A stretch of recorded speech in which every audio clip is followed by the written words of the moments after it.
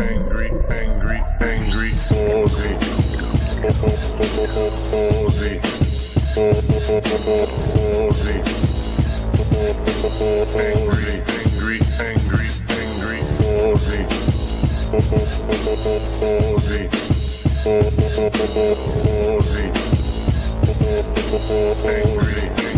Angry.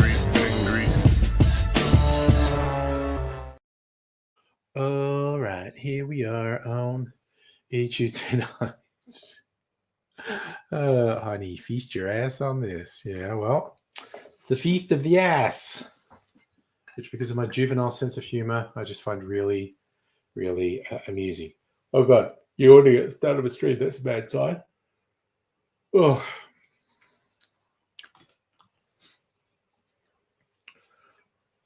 Oh, that's right. Every time I go, so that's right. I was going to change this stopper because this one is fucking hard to get out. Hey, Greg, how you doing?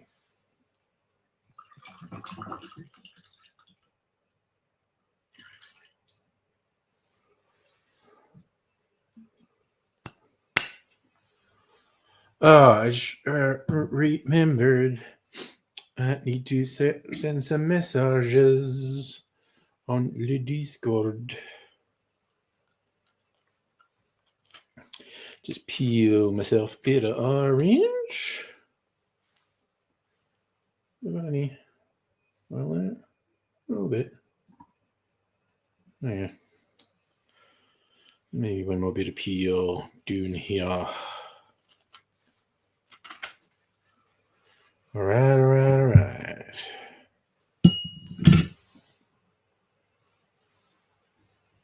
Oh, I thought there was something black in my drink. It was just a crack in the ice refracting the light. So I'm on your mobile. You're triple screening Australian Open and something else. Good Lord. Keeping yourself busy. While we're here, had to Reeboks archive all your camera gear. Not available as a cameraman. Okay, I don't have anything lined up, but that is good to know. How long is that going to be your status, Heine? Just out of interest.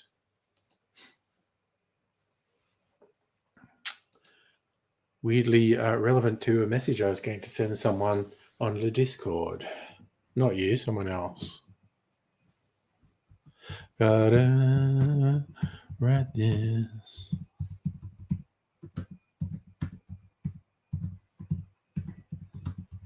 Do.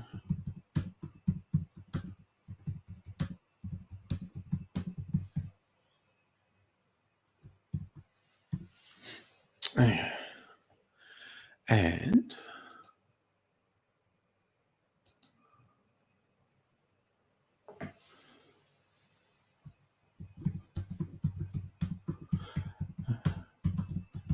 type this. Okay, that's done. 3 Australians playing at the same time. Well, I don't think they have complete control, depending what round they're on, because I pay zero attention to this stuff because I just don't fucking care. Maybe 2 weeks, maybe 2 months. No, that's cool. I can extremely confidently say I wouldn't have been requesting your assistance in the next 2 weeks.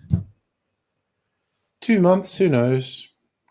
But also, I'm cool with the fact that you have your own priorities. God, I've got stuff all around me now. I just want my cherries.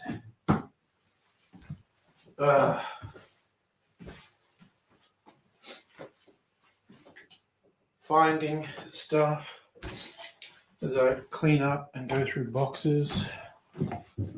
It's all good in the hood. I'm going to play with this a bit later. I found all my old Lonely Planet books. I used to work there. USA phrase book. I'm going to go through that, see if we can work out what American phrases mean. See what you'll think of Lonely Planet's deciphering of American phrases.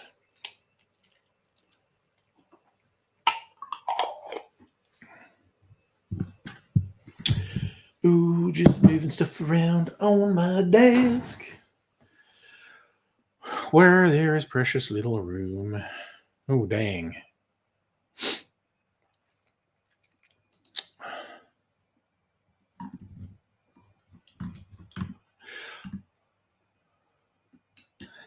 Yes. Y'all is American for use lot. Well, actually, y'all can be one person. All y'all is use lot. One Aussie got knocked out. Oh, there you go. That's how it goes in the sports. My cherry. Okay, now my ice is doing something weird. Why are you being weird, ice? Dang it. Oh, no, sorry, not correcting you, because y'all can definitely mean and tends to mean more than one person. But when you're... so y'all can be very dismissive. It's just like, I don't know what y'all are doing. But when you're trying to like address people, get their attention, you're, hey, y'all, come over here. So you were actually correct, Heine. I wasn't correcting you. I was just positing multiple uses.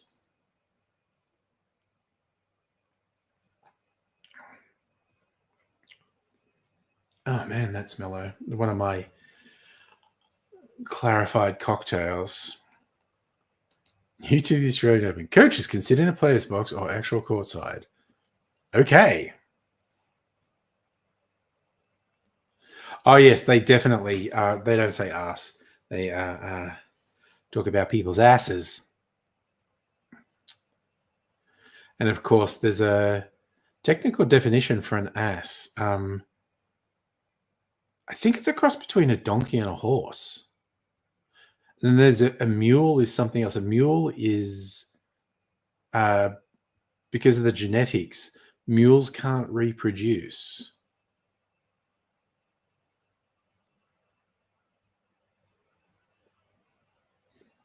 It was a bit hot today. That is true. Oh God, what are they saying? Because friggin', it's just unpleasantly warm weather. It's not been a heat wave, but I definitely call it uncomfortably warm. 27, 22, 26, 28, 31. Fuck me. It continues. Okay, this is a little bit unusual. Not extreme heat wave, but things, See, America, different meaning too. Oh, for Fanny. That was so funny because I grew up on American media. I only knew Fanny as meaning butt.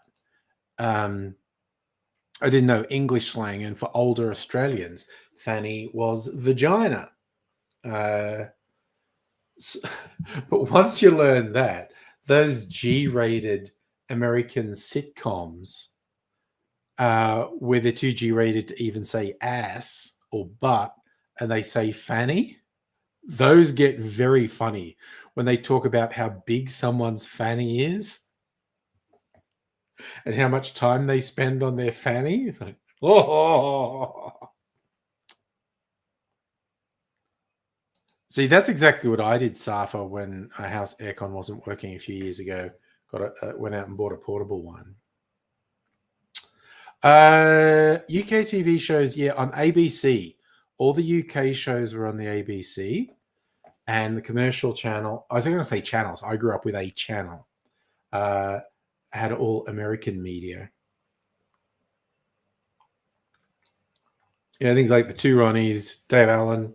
It ain't half hot, bum. Are you being served? What other high points in culture were there? The Goodies. I'm thinking about comedies. If it was 50-50 UK years. Well, it was literally like if you're on the ABC, you would get UK shows. If you're on the commercial channel, you get American shows. And of course, a smattering of Australian stuff. Actually, yeah, that's one that puts the lie to what I said. Allo is British, but was on commercial TV. That's the cities, the capital cities. Oh, actually, no, you're right. Probably by the country. Yeah. The capital cities had multiple channels. The country did not get multiple channels till the 90s.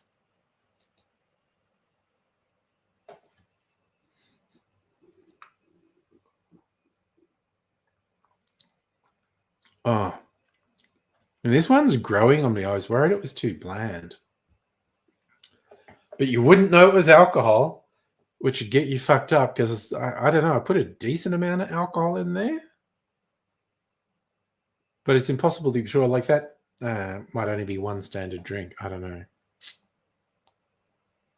Yeah, regional in the 90s, they started rebroadcasting or affiliates with things. So do you have 2, 7, 9, 10 SBS? That would have been it, yeah. Whereas when I were a lad, there was just the ABC and one local commercial channel that actually could pick shows from all the Sydney commercial channels. So we would have a mix of stuff from the commercial channels on this one commercial channel. And we certainly couldn't get SBS. What did I have for dinner? I had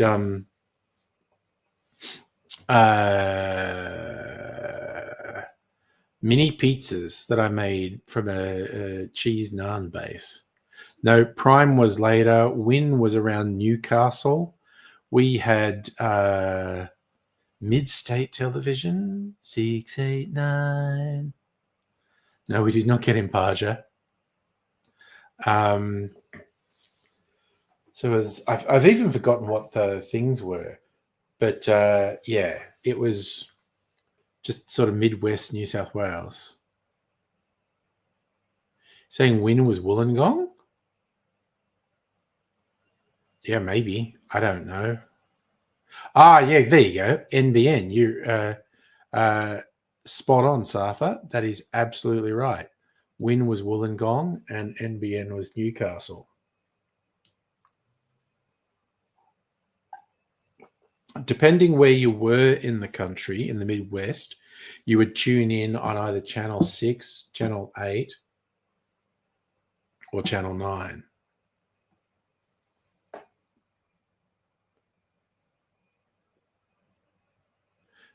And Win still exists. There you go. Nothing from visiting your gran in Western Victoria. Yeah. Yeah, it was pretty fucking dire. And there was like ABC national, regional ABC, not for kids, both fucking dire. And the local AM station that just played just shit, just like shitty top 40 and probably country and western. Like, damn.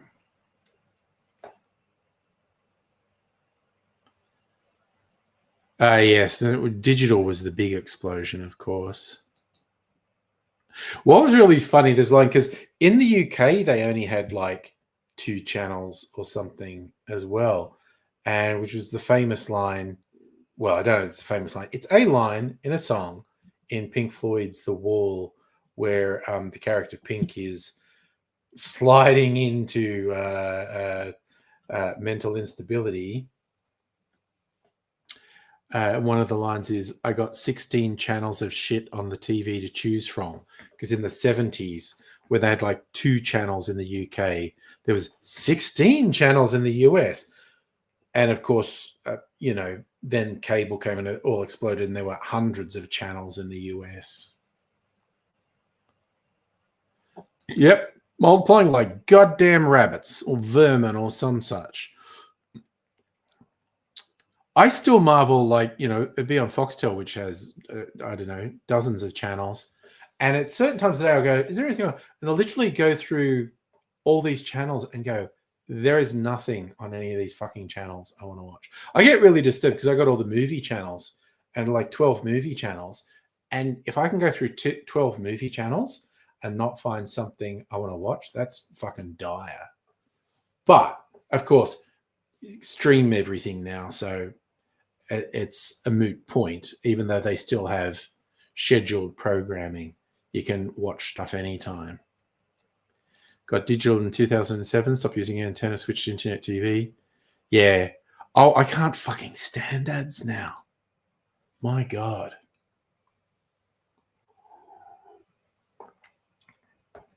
Oh, it feels like such an imposition to have a fucking ad. It's like, you bastards. What are you doing to me? Ooh, I just had an idea. I've been preparing. I'm sending some things. I have some samples I'm sending out, but Yeah. Oh, yeah. Late night SBS looking for boobs. Absolutely. Yes. The 90s and noughties looking for boobs on SBS. It was really funny in the early days of Foxtel. They had a couple of shows. What were they called? I think one was just called After Dark, but the other one was Naked News, whereas like these women would be reading actual news stories and then just progressively taking off their clothes and being naked by the end of it. And After Dark was all sex stuff and more than just boobs, in fact. And these ran for a couple of years, and then one day someone complained, like some parent complained that these were just on general broadcast on Foxtel, and the broadcast authority looked at it and went, "Yeah, what the fuck are you guys doing? This breaches all the broadcast rules. Like, people can get this shit on video or the internet if they want, but it definitely breaches all the broadcast rules." And Foxtel are going, "Whoops, we just had them on there." And the funny thing was, they had run for years, and they were definitely in breach of the then existing broadcast laws. I'm not sure it would be an issue now. Streaming and the internet has killed the things. That's yes and no. Short answer, yes, they did have different rules, but there were still limits placed on them in regards to sexual content. And these shows went way beyond it. So they definitely had different rules compared to broadcast TV. So I was using the term broadcast, but there's still limits on what they could run. So they they were in breach of the rules. The thing. I'm sure you meant Foxtel there. Yeah, the Murdochs had been trying to unload Foxtel for ages, and some international sports network bought a controlling interest.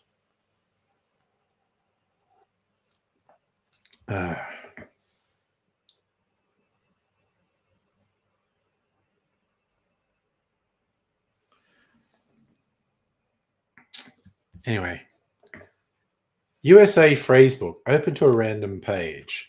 Ooh, it's broken up by regions. Here's some West Coast slang.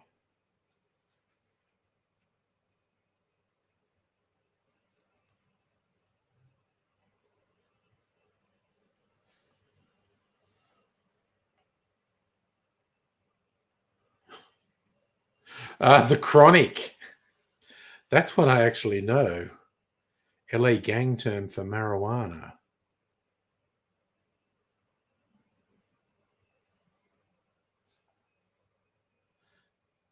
And it's got fabulous is a West Side adjective of approval. Fat bank means you're rich. Fierce, all-purpose adjective of approval. Could have been more precise than that. It's strong, independent, good. Fruit and nut run. what pilots call a flight to LA a fruit and nut run.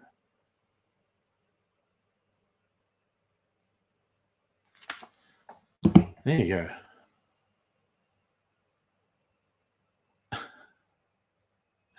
Yeah, well, apparently Foxtel's still worth something to someone.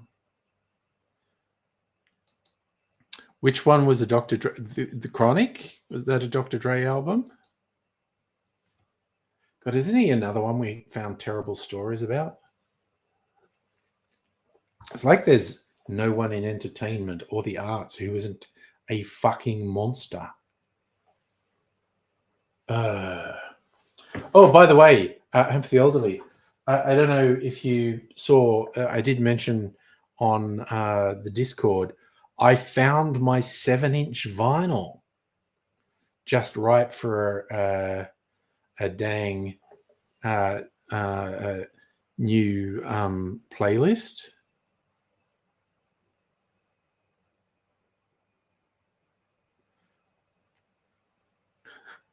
Do you want to do that tonight, or is that a Friday night thing?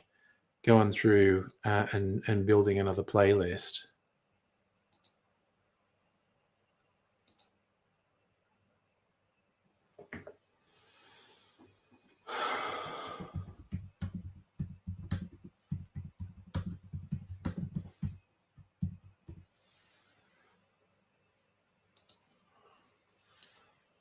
Yeah. Friday night, that's what I was thinking. Yep. Pleasing all the lady with my angry 7 inches. Yes, and yeah, the very open-ended time-wise. Okay, so I was using up a bit of some Viskies that I've had for ages. I was like, yeah, you can't hoard these things. It doesn't make sense. Got to use them. Oh, actually, I've got a new bourbon. I was okay.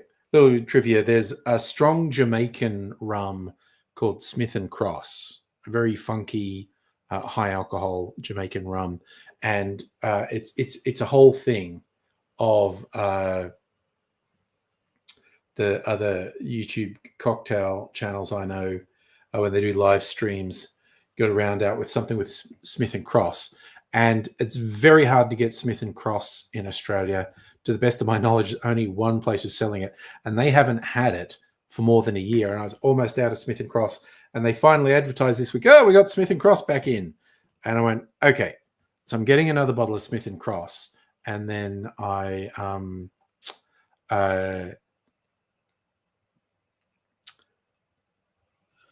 just looking at what else they have on sale that I'll get some stuff cheap, and I'll pass their threshold for free postage, so save $20 there too. And so I got a backup of my favorite rum, which is almost gone, Diplomatico Reserva, and they just had this bourbon I've never heard of, half price. So I thought, fuck it, get that too. Sorry, Brett. What holiday? What were we talking about? Holiday. And yes, I did post the link to the shirts. Oh, God, and I did see that too. Archie Rose doing the 12-can special again. Last time it happened to coincide when I wanted a refill of one of my core things from Archie Rose, but that's not the situation this time, so I probably won't do it. No, Mrs. Angry doesn't watch the Australian Open. Well, what can I say, Madam Butterfly? I'm a white guy. I do it in moderation. Oh, okay. So this is a legit Christian feast day. So it's not a holiday. And yeah, I know the term gets used loosely in the US. It's a Christian feast day, the Feast of the Ass. And I couldn't resist. I was just looking at, what's today? Today's the Feast of the Ass. Well, I'm going with that. It's the Feast of the Ass. So feast in Catholicism and Christianity generally, they have what they call feast days. They're the memorial days for saints or major biblical events, and they're called feast days. And today is the Feast of the Ass. There you go. Yeah, see, that's it. You got the rhythm. 45 times a minute. Not that fast, really. Oh, dear. Like when I was at uni at the radio station, we couldn't resist making stupid jokes about 7 inches and 12 inches. There's a popular pop track in the 80s called Tenderness. It got a 12-inch remix. Go, you all enjoy this. I'm giving you 12 inches of tenderness.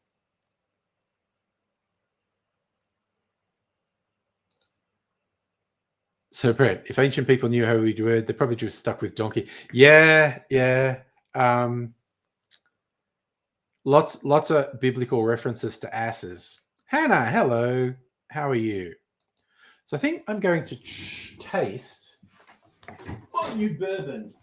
I've been cleaning up these cupboards too. Probably bad because now I feel like I can fit more stuff in, more booze. Nice bottle. So I will, when I eventually empty this, which will probably take the best part of a year. Nice bottle. It's thing's got this little ridge in here. Hirsch Select Whiskies. The Bivouac Kentucky Straight Bourbon Whiskey. 50% ABV, so it's got a little bit of kick. Spirit of the Journey. So, mash bill. 75% corn, 21% rye, 4% barley malt. That's what 95% of it is. And then there's another, and okay, so there's a whiskey aged, this is a blend.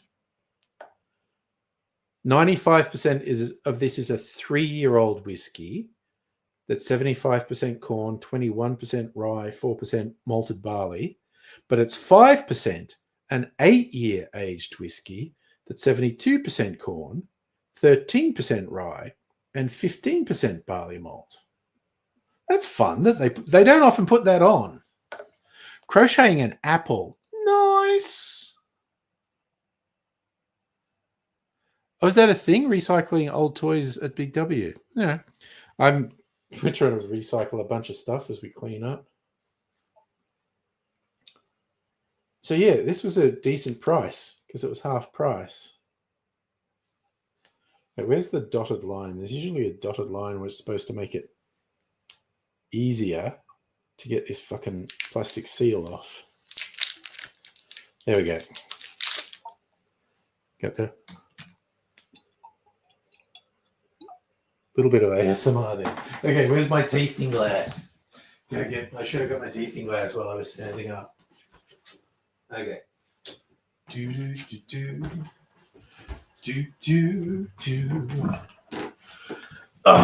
Now we'll see a little bit more ASMR, maybe. Undead Brett, speaking of the Bible, school district in Texas who banned it after the state passed a new law burning certain books for being too vulgar. Oh, yes, because the Bible's incredibly vulgar. Toys for Joy, been around a year or two, only been widely advertised recently. There you go. Summer hot or average summer? I don't know, I think it's hot, but all right.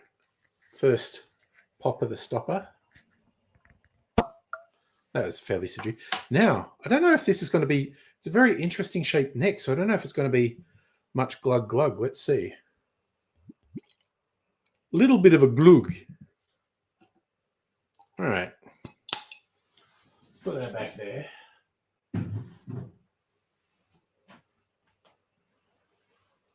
Oh, here we go. Doing the tasting. So I'm going to warm it up a bit to get some aroma. Oh, well, yeah, it's a nice bourbon smell, basically. Big round hole, just waiting for a 7-inch, maybe. Hey. I'd considered making an extended alcohol ASMR video on YouTube.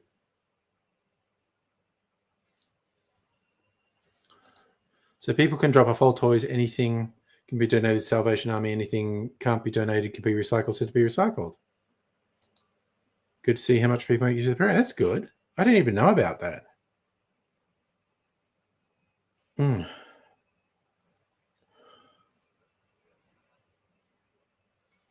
It's nice, quite gentle sort of brown sugar aroma on this one.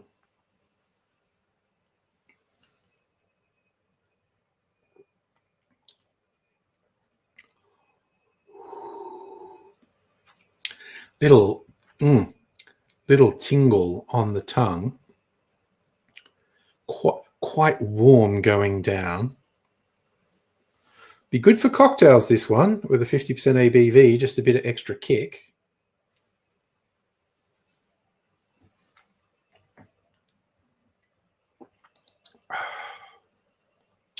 Got the equipment, could be a lucrative move. There is an ASMR, a very sexual ASMR cocktail channel with ladies on it. Fun fact, hole in the skull with spinal cord and brain meat is called the foramen magnum, Latin for the great hole or the big hole, because it's the biggest hole in your skull. There you go. I had a friend who was, she was a quite successful early adopter of ASMR. I think it's just called Cocktail ASMR. I mean, I'm subscribed to it. Where are we on the tube use? Which account am I on in here? Well, actually, look, I'll just type in cocktail ASMR.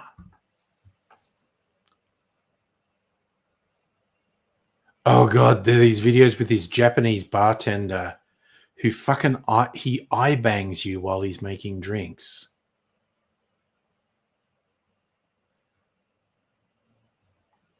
Oh, and so there is a whole bunch of videos of Japanese bartenders with no talk, 10 hours, no talking.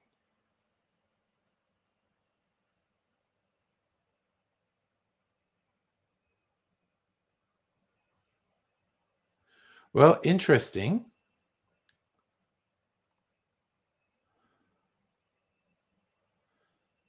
There are lots. Oh, wait a sec. Is that it? The thirsty listener.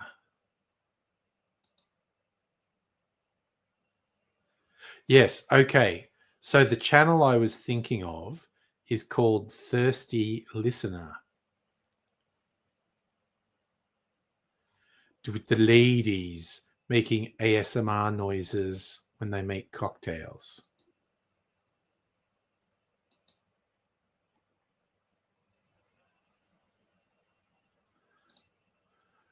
Foramen magnum, notoriously weak, developed a special attachment for race car drivers, takes the pressure of the foramen in head-on crashes. It's called HANDS, head and neck support. Madam Butterfly, coming to repo the alcohol, Tennessee-based ones. Easy access to that, of course. This thing I don't think I had. Oh wait, what did this one say it was? This is Kentucky, not Tennessee. I think I only have Kentucky. I have Texas whiskey, Kentucky whiskey, California whiskey. Well, yeah, ants get everywhere. Do I have an ant problem? No. I have these teeny tiny ants, the tiniest ants. I get in the kitchen and I do unceremoniously squish them when I see them because nope, you're an advanced scout. You might find some food and go back and tell everyone else. So I'm sorry, you have to die.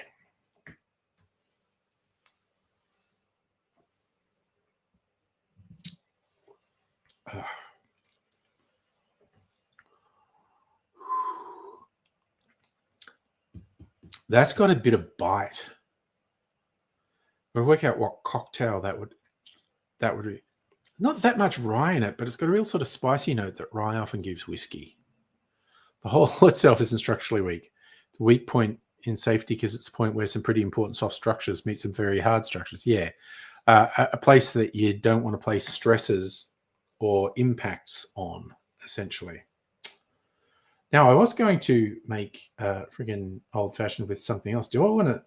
I think I want to make some with that whiskey, actually, just to test it. Oh, and it really sticks to the glass too. When you swirl, it's probably not showing up on there, but when you swirl it, it's not like water, a little bit oily, and it sticks to the glass and leaves residue.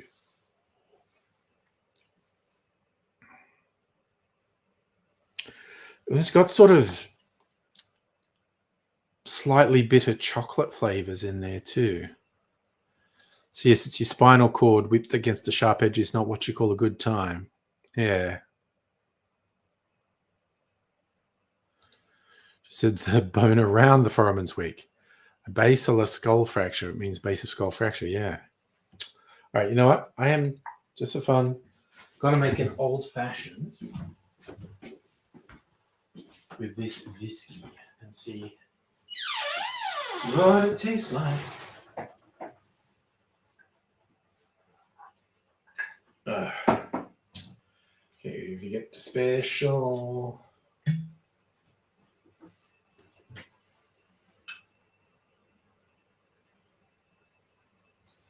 sugar syrup.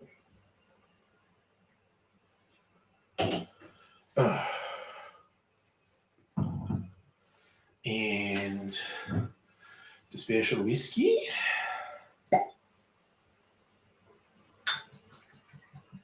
Oh, that's interesting. When I did a heavier pour, because I was deliberately pouring light into that tasting glass, when I did a heavier pour, it was much more glug glug, although it was a kind of deep glug glug. Where's my aromatic bitters from the Australian Bitters Company? All right. Aromatic bitters, and I think I'm going to put some orange bitters in there. I think maybe that one would go well with chocolate bitters too, actually. So I've got it chocolatey flavors. Some people would call a spinal injury a good time. So that's a very particular sort of extreme view of the world. Party till I had a basilar skull fracture. It's a good time, man. Stir, stir, stir. See what that's like.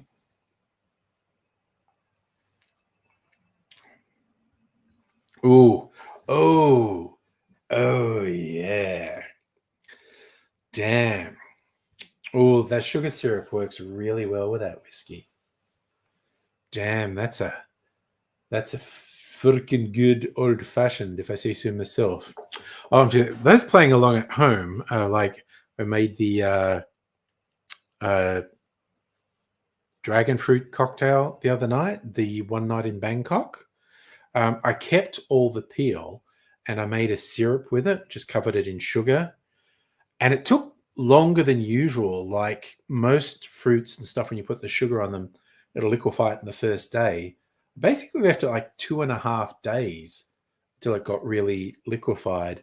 And then I stewed it for a little while in a saucepan to make sure all the sugar was melted and got flavors. And it carried some flavor into the sugar syrup. It's a nice sort of pinky red color. Man, a butterfly one. Alcohol so strong, start bleeding from the eyes and mouth. Yeah, in US terms, that's Everclear, which you're probably familiar with. I've got some here. It's Polish equivalent. Rectified Spirit, 95% alcohol. Oh, there you go. Remind you, I didn't take the syrup. I didn't sort of finish the syrup until today. It was like 2.5 days. And got some nice cut. Actually, I might get it. It's been in the fridge now. It might be too thick. Sorry, which song? Was mentioning songs and whatnot. So Hannah, skull around the forearm is not weak. Basilar skull fractures occur because of trauma at the base of the skull, not due to bone injury. But that's it. Making yourself a Tom Collins. Nice. Oh yes, One Night in Bangkok. Yes, of course. See, I lose track of what I say second to second, Brett, because just maintaining the constant monologue means I forget almost instantly what I say because I'm trying to come up with something more to say. Occupational hazard. Oh my fucking God, that's really fucking good. Yum. Like really bold flavored old fashioned. But I'm friggin' loving it, as McDonald's would have us say. You go, Safa. 3 ice creams and a Zupa Duper. Hell yeah. I've had lots of Pepsi with ice in it, and I did have a bowl of ice cream tonight. So there's that. But 'twas good. And friend Dave, Dave of the 70s booze, came around and picked up a bunch of floppy disks that I'd found cleaning stuff out because he's an artist. And he has another artist friend who creates little artworks with floppy disks. So by the time Dave got here, I think I'd found like at least 60 or 70 of them. It's like, yeah, big old batch of floppy disks. Instead of going to landfill, they're going to become art, which I really like. Oh, I had like a tub thing, and typical for me, it was on specials, like half price. Was caramello or caramilk or some such. It was pretty yummy, honestly.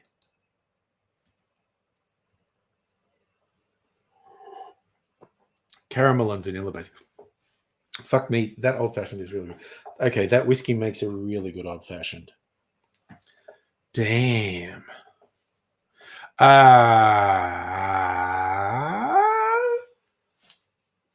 We're getting more shelf space, and there's particularly a bit more room in the shed. Oh, you know what I did find though? Mrs. Angry used to make homemade wines back in the 90s, and I found a couple of boxes of them, and it's like, oh yes, I'm going to look at these. I'm going to find something that sounds like it'll be good in cocktails. Madam Butterfly, serious note. Need to survive 10 hours work days with a bipolar acting boss. Oof, ugly stuff. Yeah. Most people don't know I'm loving it was a jingle for McDonald's. Sung by Justin Timberlake. Okay. Yeah. Well, God, was it back in the 90s or 80s? He was in the Mickey Mouse Club, I think. Okay. It depends which one. The black one, I realized because I got a Facebook memory. I got the black one about 14 years ago. The orange one is, God, I think it might be 90s. And Chris, who regularly brings freedom to the streams, was very excited by the eMac, the last CRT computer Apple made. That motherfucker is heavy. That is literally how I go. I buy something that's on sale. Yeah, the desktop one, the big fucking, that thing's so fucking heavy. God, it's a bastard to move around.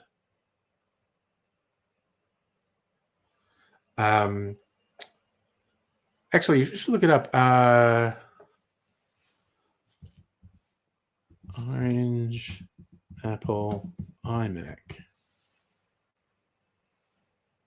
No, not iMac, iBook. There we go. iBook. There's the exact thing. iBook clamshell.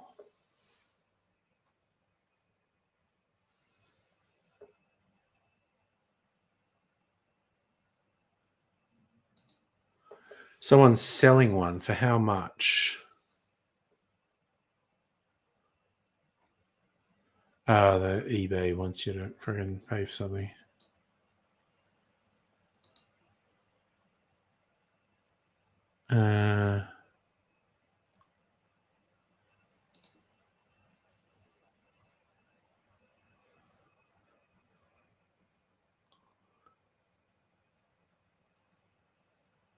Okay, I'm just interested in when it was released.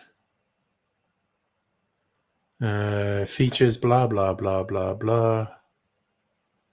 Low-cost portable Mac for the consumer.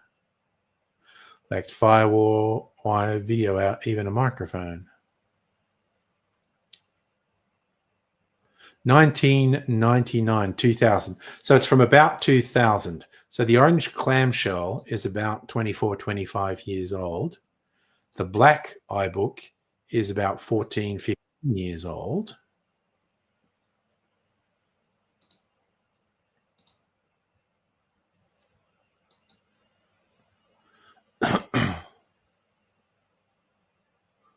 Hannah, you're guessing early 2000s? Was in Legally Blonde, which came out 2001. There you go. Yeah, 99, 2000. Oh, yes. And Britney was in the Mickey Mouse Club with Justin. Yes. Mickey Mouse Club back in 93. The weird thing is, I didn't know that. I only knew Justin Timberlake and Britney Spears as pop stars because no one was screening the Mickey Mouse Club in Australia. And it was after they became famous. And they go, oh, yeah, they were in the Mickey Mouse Club. And I went, okay, weird. Hey, Pat, how are you doing?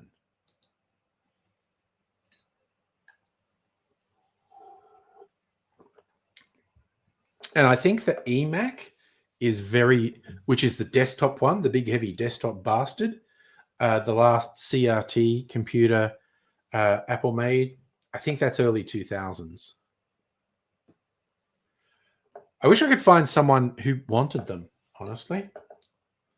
I want them to go to a good home. Well, yeah, they're not the only ones, apparently. Particularly like Disney TV from the last 20 odd years cultivated a lot of talent, not just the musical ones, but also probably a lot of abuse behind the scenes. Ugh, the entertainment industry, so fucking evil. Oh my god, that old fashioned was so good. I want another one. Damn. Yeah, I don't know if Heine saw it actually. Well, there was only one 35mm camera. The other two are incredibly old digital cameras that shoot absurdly low resolution. Like this iPhone, without exaggeration, shoots at about 1,000 times the resolution of what those old digital cameras do.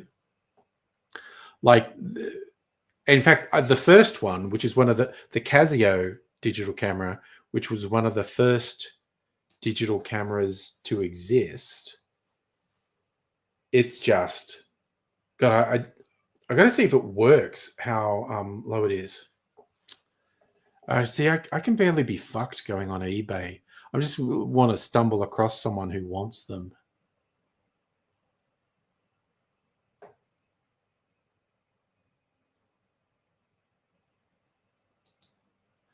But yeah, the Casio digital one shoots at an absurdly low resolution. The Sony Mavica records on floppy disks, and from memory, you got about 10 shots on a floppy disk.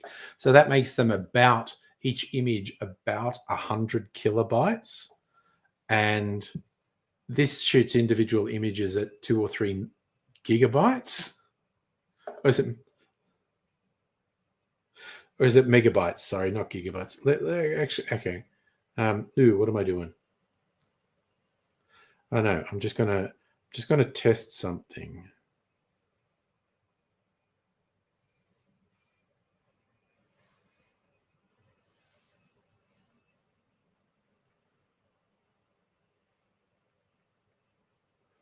Oh, wait, no, cancel, delete. Let me do this.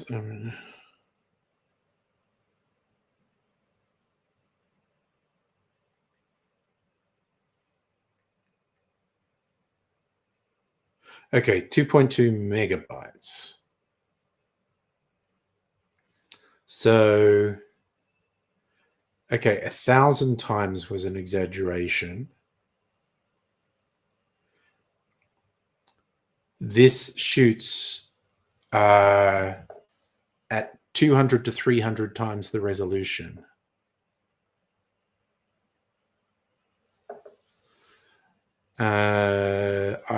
I don't believe that's true, Safa, though I'm not sure. The Simpsons shuts down on about the 23rd, so another week or so. They're doing this thing of you could get a picture of your whole thing, but you need like 80 gigabytes spare on your phone, which I absolutely do not have. So sadly, I'm not going to have a visual record of my Simpsons.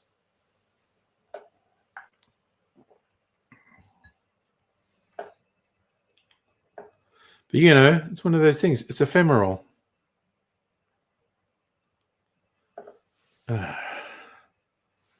Just thinking of getting the dragon fruit syrup I made and maybe making a daiquiri with it.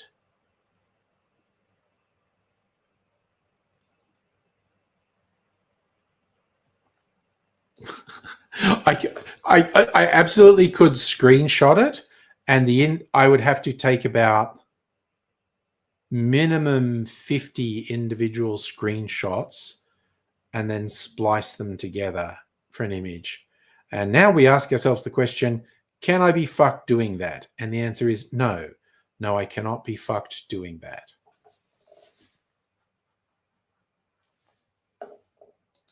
It's ephemeral. It's digital. It's not real. It's pixels.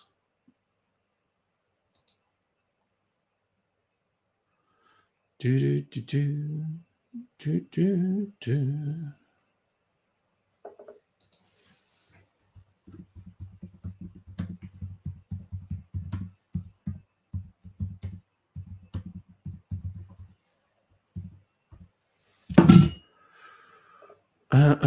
Sending messages out there.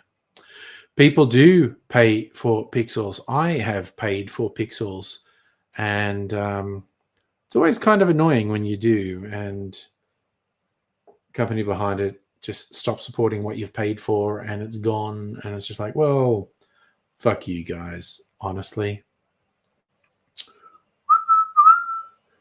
Maybe I bring up DeFords.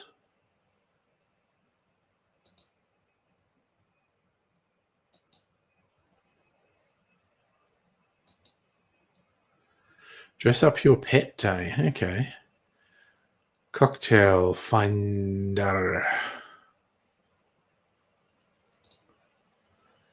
What's a good cocktail that uses grenadine? Because I think my dragon fruit syrup would be a good substitute for grenadine. A silk stocking. Damn. Blanco tequila, white creme to cacao, and grenadine. Oh, cream. I don't really want to make something with cream. An El Presidente. That's Uncle Pete's favorite Bacardi special. Oh, yes, the tequila sunrise. What else? Pomegranate margarita. Black rose, whiskey, brandy, grenadine, and bitters. Oh, yeah, that's just a mixed base old fashioned. Sloppy Joe's El Presidente. That sounds dodgy, just saying. Okay, what's the standard El Presidente is how much grenadine?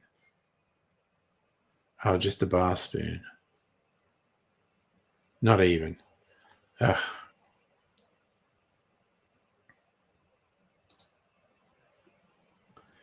Yes, Singapore Sling and Tequila Sunrise both have grenadine.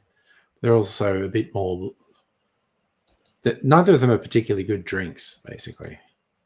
So, Hannah, you used to use thicker yarn. Now you're going to have to commit to bigger everything or make a small apple. Damn. Want to see someone's recipe for the uni student special? Everything that can fit in the glass paired with a bowl of coke. Yeah, that's like Long Island iced tea is the upmarket version of that. But Long Island iced tea is one of everything topped with Coke. Not a very sophisticated drink. Do do do do do do.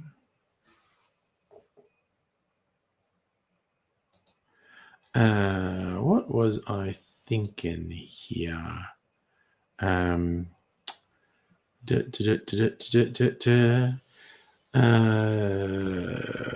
What's there? Standard recipe for a daiquiri. Daiquiri cocktail.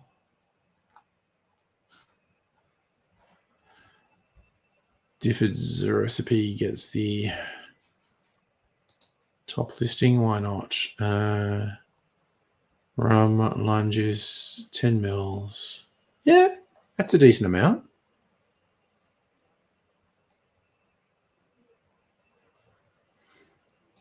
I honestly might do that. Rays, how you doing, man? You do a Long Island iced tea. It's like nitty. Every bar has them. Yeah. Yes, Long Island iced tea has measurements. Uni student specials, whatever. Yeah, we've all done that. Definitely.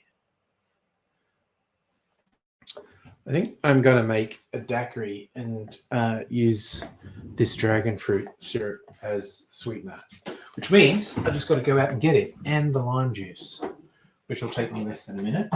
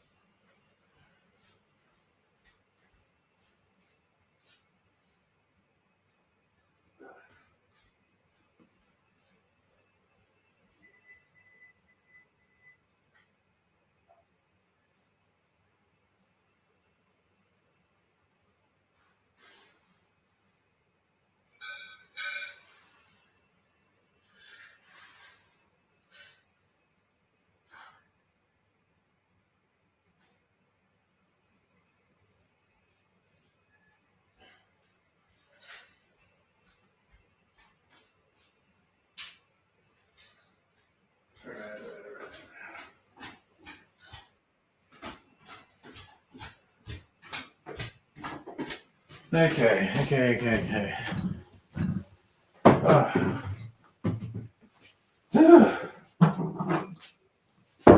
I'm back.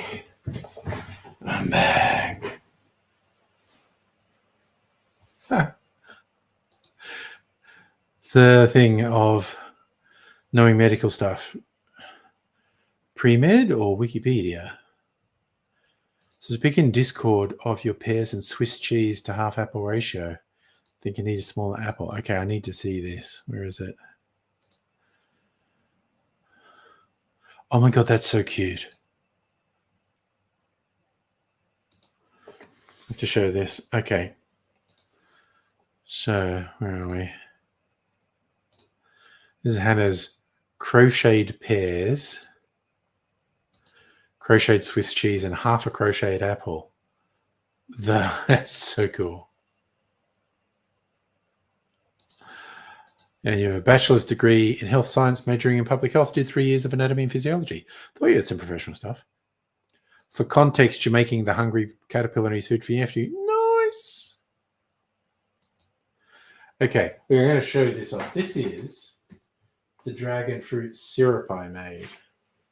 So it's a nice color and it's got a nice thickness. I was worried it'd be too thick, but it isn't, but it's a nice thickness. Give a bit of body to the drink it's in. And it has got a little bit of flavor too. So I'm just going to make a daiquiri with this. So that's pretty straightforward. We get a glass.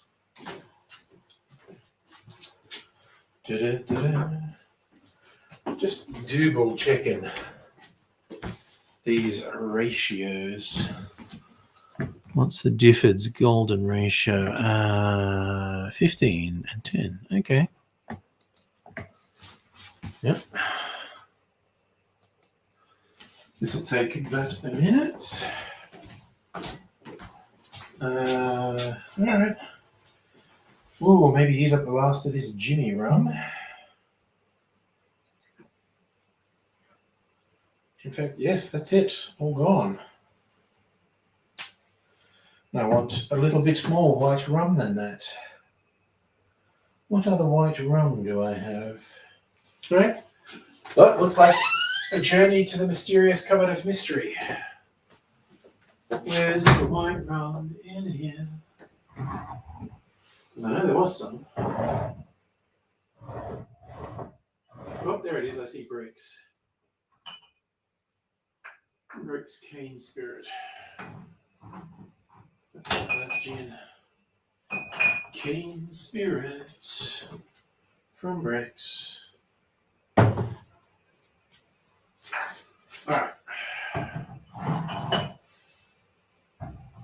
Cleared a bit of space in there so I can put more bottles too.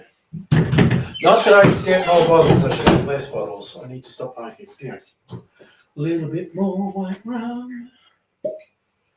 Ooh, that Jimmy rum is a good funky rum, quite honestly. Okay, so we go. White rum. And I should have done this first to wash some of that thing, but ooh, that is thick.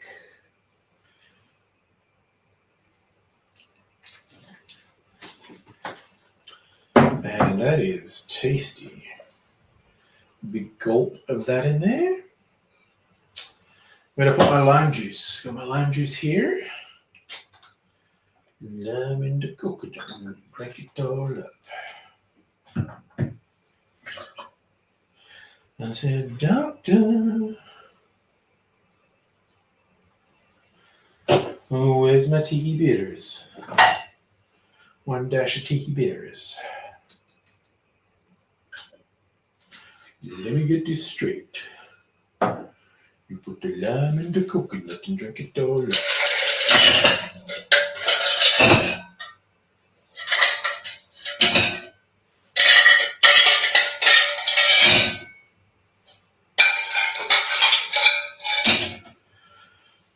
All right. Shake your booty.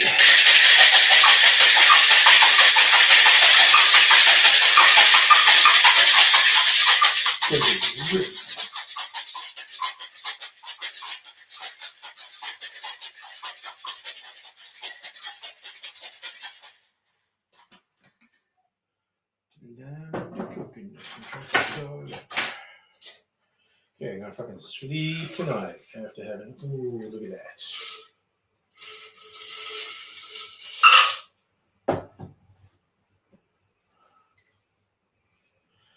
All right. Got my daiquiri, snackery.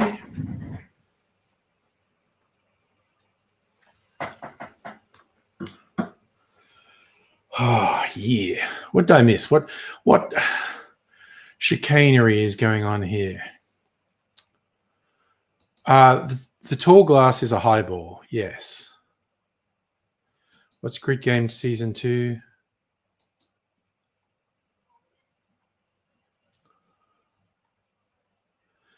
Yes, the tall glass is a highball glass. Sorry. Oh, did you miss out, by the way, Ray's Tom Kitten has his own YouTube channel now, Evil Tom Kitten. So far, there's a 1-hour video where it just really, with spooky music, and it really slowly zooms in on Tom Kitten's eyes. This week, I'm going to upload a 2-hour version, and I'm going to keep doing that once a week until I get to a 10-hour version. Heine, quick look, holds the head and neck spine alignment so we don't get internal decapitation. Isn't that a fun thought? Internal decapitation. Spine's a wet noodle surrounded by hard structures. In a crash, the hard structures get thrown in opposite directions and the wet noodles between them. Yeah. No one wants that wet noodle damaged. I'm trying to send people to therapy, Rays, having the evil Tom Kitten. The first one's just called 1 hour of Tom Kitten staring into your soul. Then it'll be 2 hours of Tom Kitten staring into your soul, etc., etc., etc. Yes. Strictly Sega posted the Thirsty Listener ASMR cocktail channel. That's the one that I was talking about. Okay, so yeah, tall glass. It's a highball glass. Yep, getting more clients for Mrs. Angry. Is Tom Kitten in the room with you right now? In my case, yes. Okay, that's interesting. That doesn't affect the flavor of the daiquiri that much. Could have put some more sugar syrup in.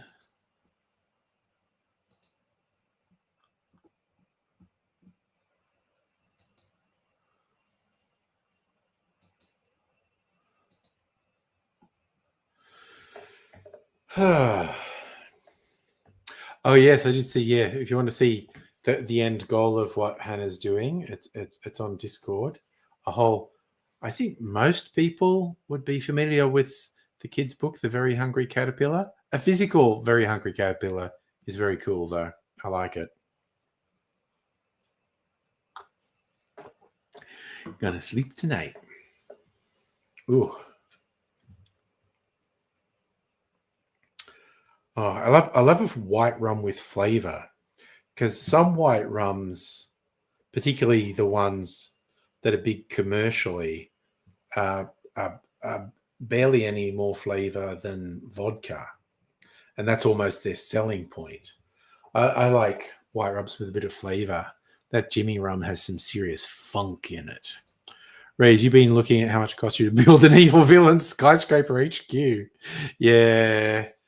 Sell a bunch of those school chocky boxes. Yeah. Yeah, I think we've all dreamed of evil genius lair, whether it be in a volcano, skyscraper, satellite above the earth, mountaintop somewhere, an island. Who's the guy? It was Dr. No in the James Bond that had the secret lair in Pacific Island.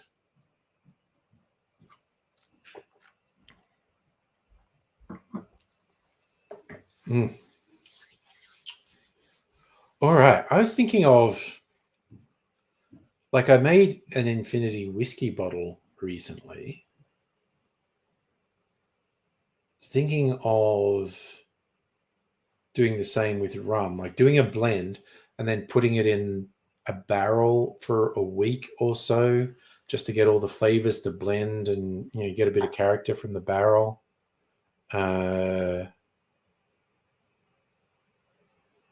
Will I do that tonight? We've got almost an hour.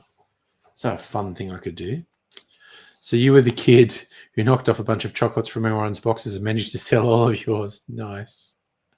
Well, you got to fundraise. Run a couple of Bunnings sausage sizzles. They're big money spinners. You'll have an evil genius lair in no time at all. After a few Bunnings sausage sizzles.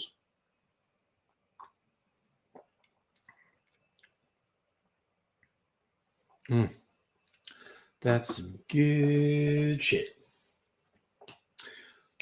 Honestly, if I really want to sleep tonight, because I don't have to do fuck all tomorrow. Actually, I do. I was going to go just do some basic shopping, go to the post office tomorrow. But that's okay. I don't need to rush. Oh, I logged into my work PC today thinking I'm going to go through my emails because I'm worried I'll spend my whole first day or two just going through emails. So it's like, a week and a bit, and it was 90+% shit. There's only a couple I have to hang on to. And it really only took me about 10 minutes to go dump it, dump it, dump it, dump it, keep it, dump it, dump it, keep it, dump it, dump it, dump it, keep it.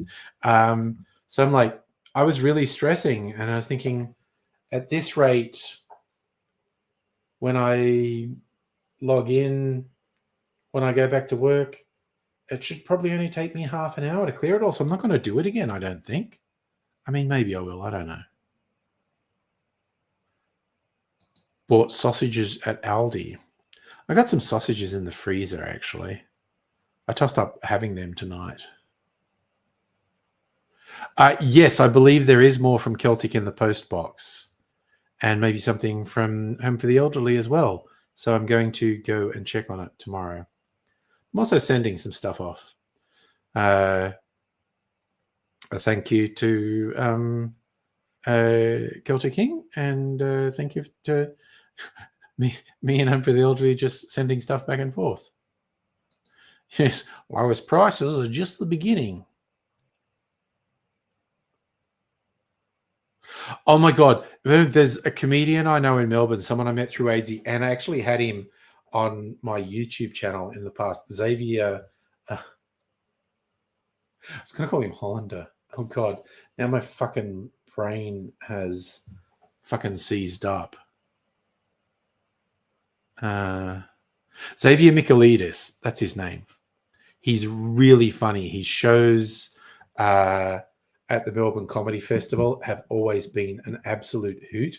But he does these shorts on TikTok and YouTube. They're Bunnings ads. And it's just like a still picture of one of the Bunnings people where he's quite shonkily superimposed his face over it in video form. Like he could easily do it better. So to me, he's obviously deliberately doing it shonkily. And he just has the Bunnings person say something absolutely insane. And they're really funny.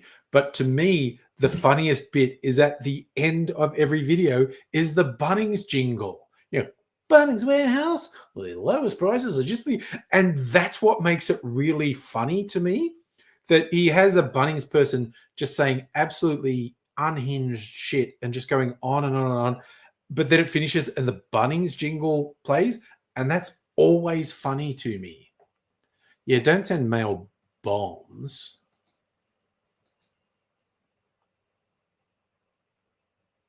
Your dad used to catch up on work emails by deleting them all for support they reach out. Well, I deleted 90+% of them straight away. Did anyone get Jelly Bean's paint bucket? Oh, I have seen them. Yeah, I know what you're talking about. I've personally never bought. I think I know someone who did, though.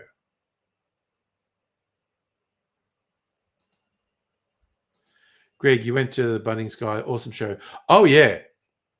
Xavier Michaelidis. And yeah, Safi, you asked if he's Greek. It's a very Greek name. His comedy shows are always so funny. But these weird little Bunnings ads he does are just hilarious. Friend on social media team for Bunnings makes the videos that go on Instagram, TikTok. Okay. So did you have 2 of the Jelly Bean paint cans? Nice. God, your neighbor got one and you were really jealous. Yeah. Damn. I'm sure I've seen them in the wild. I'm sure I've known someone who's had one. Man. Oh, man, that's fucking good. Damn. I feel like I'm just getting fucked up. Gonna make another drink. And I will sleep tonight. Yeah, I think Xavier has Greek characters in the show. He's just very funny. When you moved into this place, painted it, you got given a tin of the jelly beans. Okay, when you got the car, the guy came running out and said, "We forgot the jelly beans." Pointed to the can in the boot, said, "We didn't." And he winked, said, "No, you didn't forget." And he goes, "Oh, no, you didn't." And he gave you two. Oh, that's nice. I like it. Like the Tom Collins. Tom Collins is a classic. Like, he's literally, like, that's 100-year-old cocktail. When something survives in the mainstream for that long, it's got something going for it.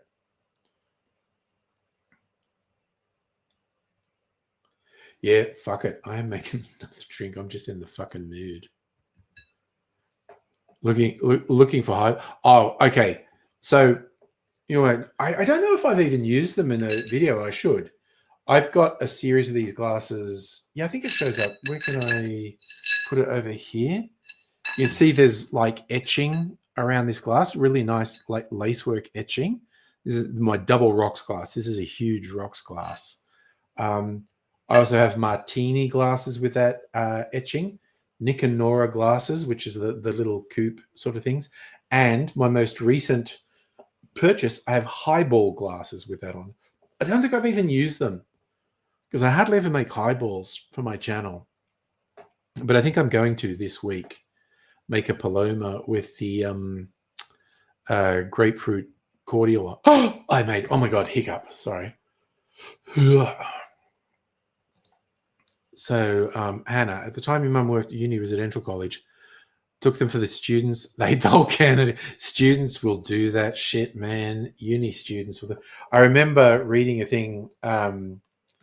It was a psychologist studying how people eat, and he established essentially, if you give people a lot of food, they'll eat a lot of food. If you give them less food, they'll eat less food, but say this, and they'll be satisfied. And he had all these neat little tricks, like there's this bowl of soup, but they couldn't move the bowl because there was actually a little pipe under it which kept putting more soup in when they ate it. And it's like people who had these ones would eat 50% more soup than someone who just had a fixed bowl. And then it's essentially, if you give people more food, they eat more food. But he was doing something in uni. He goes, "Oh, you know what? Don't include university-aged men, particularly athletes, in your study because they will throw everything off because they just do not fucking stop eating. They're not normal humans." Yeah, I forget his name, but it was very interesting reading his studies. And even his class, after teaching them a semester, then they had a break, and then they had a little party thing, and he put the food in really large bowls, like the snacks in really large bowls, and they ate them all. And they didn't know, but he was recording everything.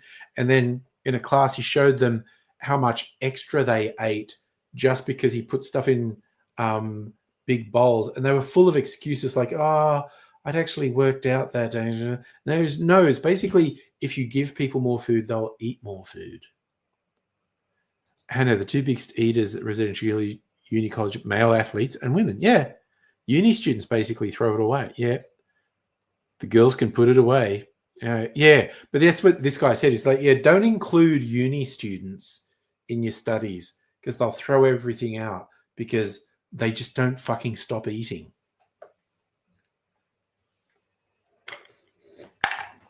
Okay. Now, I just have an urge, which I may regret getting into, but I'm a wild crazy man. Okay. I'm going to make an old-fashioned with this dragon fruit syrup and a Starward whiskey they call Sticky Toffee Apple, which was aged in ex-cider barrels. So they say it has an appley flavour. And where is it? Not that much of it left. I'm going to finish this soon. I think I'll finish this week, just rather than trying to hoard it, and it's just going to oxidize anyway. I'm going to finish it. God, I've had that for, I think, at least 2 Wait, when was it bottled? There were only 1,600 bottles in existence. June 2022. So I've had that for 2 years, more than 2 years. And I think we'll do the same bitters, aromatic and orange. So I've had that for 2 years. It's about time I finished it. Can be weird though when something's a super limited edition and you can't get it again.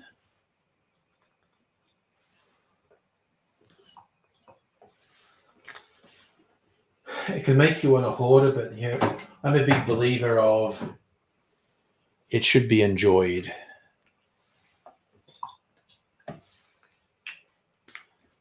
The story I always want to tell, Rays, when I think about you, I touch myself. An interview I remember with the band members of Divinyls, and I've said this on the stream before, I'm sure. They were like, oh God, are we really putting this on the album? It's going to overshadow everything on the album. No one will remember any tracks from this album apart from that song. It's like, there are some really good tracks on this album, but that song is such an obvious radio fodder, big hit. It's the rest of the album won't count for shit. And they just knew it was going to be really successful, and they hated the fact it would overshadow everything else. You're going to high-pitch lyrics. All right, you got an idea. It's when I think about you. I know what you're saying. You know what that made me think of? 90s band. Were they? All that she wants is another baby. And she's got the look. What were they called? What was their name? I'm fucking blanking on them. I keep thinking of names that aren't them. Ace of Base. Thank you, lads. Ace of Base. They're Nazis. They are.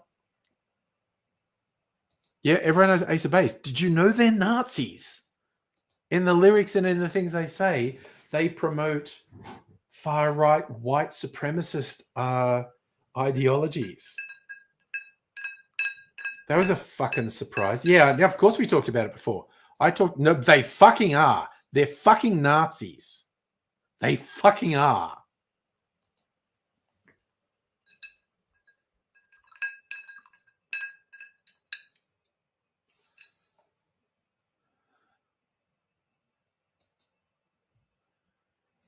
Saw a car, the license plate was 88. You're saying that one dude is putting a fucking Nazi ideology in the lyrics. You're officially a fan.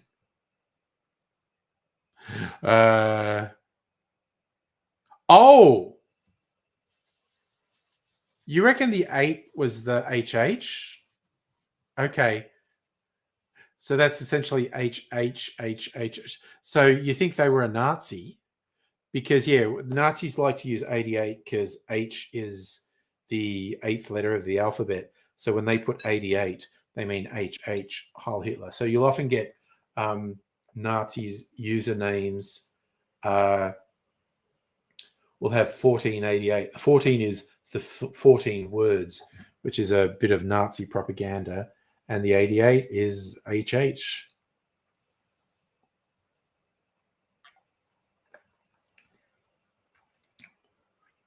Oh, damn, that's good too.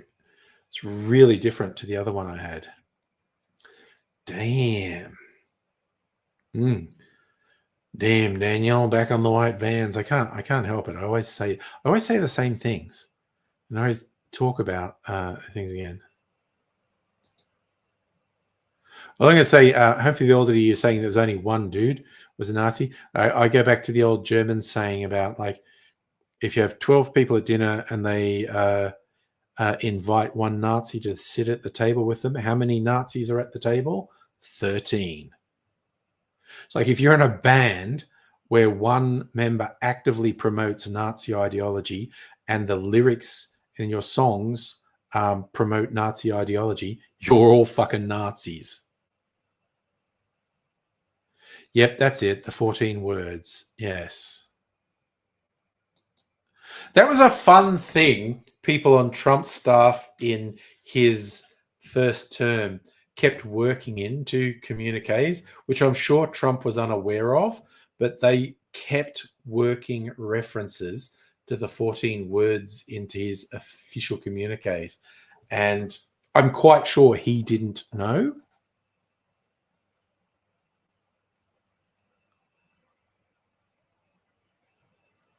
I don't think you'd be able to prove anything, Heine. Yeah.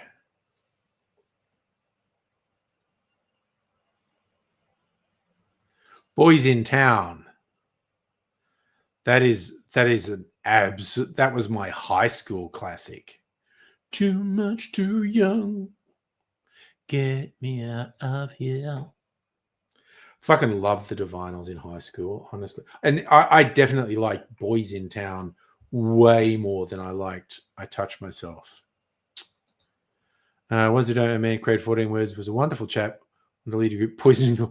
Oh yes, yeah, they're really into that. Boys in Towns on that sea, really. And yeah, Only the Lonely, science fiction. Divinals had quite a few really good singles in their career. And sadly, Chrissy Amphlett died way too young. But there is a memorial lane for her in Melbourne, Amphlett Lane. And there's a little artwork commemorating her in the lane too. Not, your ephemeral street art. It's like a permanent thing commemorating Chrissy Amphlett. I don't know if there's anyone else who gets lane. There is a Dame Edna Lane. There's AC/DC Lane. And there's Amphlett Lane.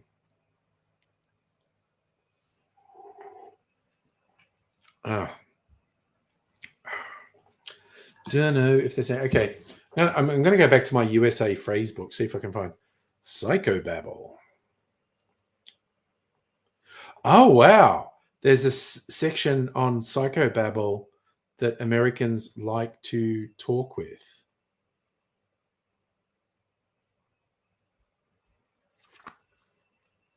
Okay. Let's see. British and American. How to talk American. The American term apartment, British term flat. American term bangs, British term fringe. American term bathing suit, swimming suit, British term swimming costume. American term bathroom or restroom, British term toilet or lavatory. American term buck, clam, British term dollar. American term buddy, pal, bud, English term mate. American term call on phone, British term ring. Candy is sweets. A sweater with buttons down the front is a cardigan. Chips or potato chips is crisps. Cigarettes, smokes, fags, coffin nails, cancer sticks, cookies, biscuits. Oh, God. Ooh, apparently slang unique to Seattle.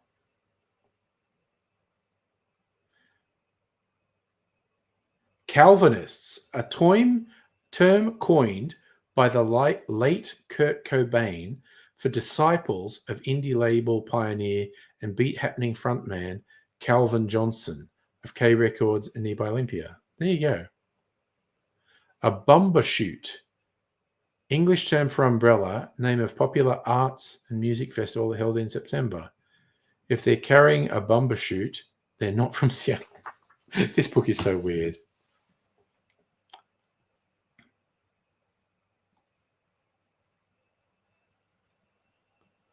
You found a DVD in a thrift store about World War II history from Nazi point of view, Hitler's head on the spine. Went to buy it, ran into a staff member, told her of my intention to buy and destroy. She took it from you and promised to bin it. Ah.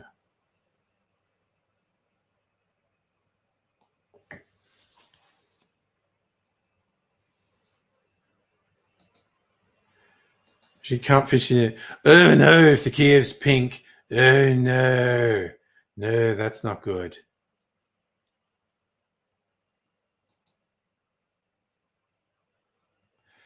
Home for the Elderly, I just come back to if you've got one active Nazi in your band and you have song lyrics that express Nazi ideology, you're all fucking Nazis.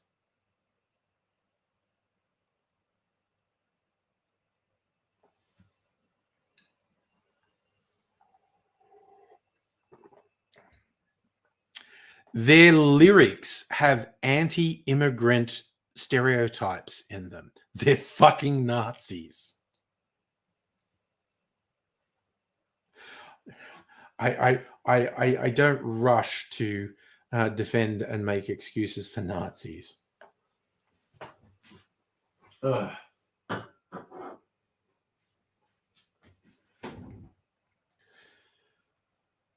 It's just a thing I have.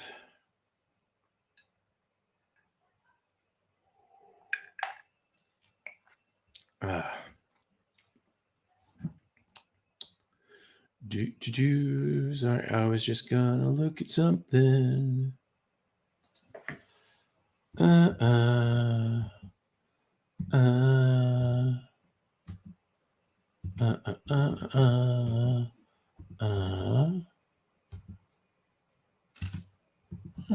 Yeah.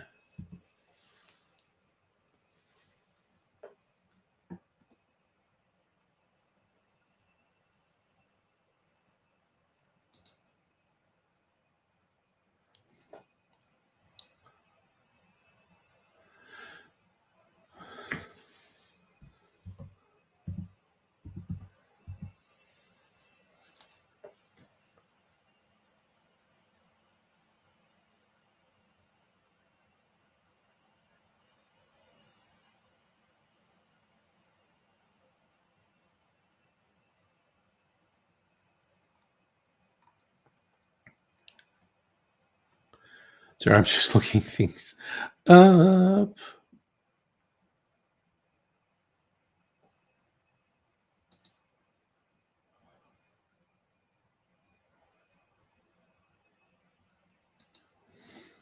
It's just the one group I don't rush to defend.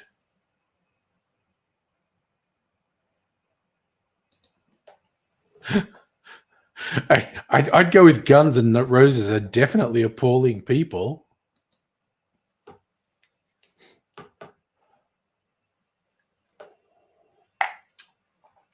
All right. Need to stop drinking that. I don't even feel drunk, which is dangerous. Do.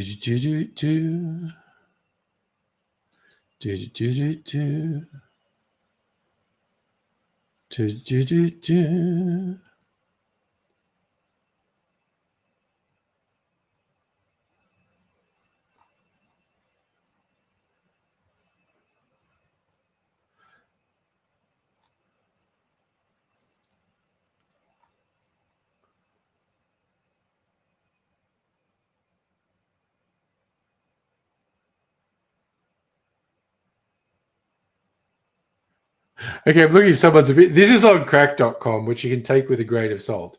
Did Ekberg use Ace of Base to hide his Nazi past? Quite the contrary. Ace of Base was a Nazi band too. Let's talk about the name. It's expected to be BASS rather than BASE. A reference to a U-boat base?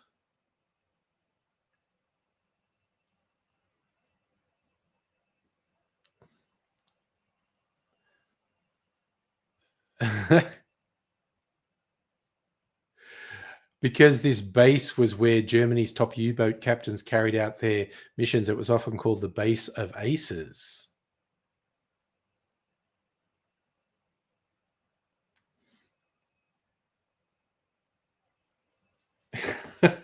What's more likely? A confirmed former Nazi randomly threw two words together when coming up with a band name and land up with a perfect inverse of a the nickname of one of the most impressive structures ever produced by the Nazi war machine by coincidence, or that he knew exactly what his band name implied the entire time? Why would a band use such an obvious Nazi reference if they were trying to put distance between themselves and their Nazi past? Because it's not an obvious reference. That's why.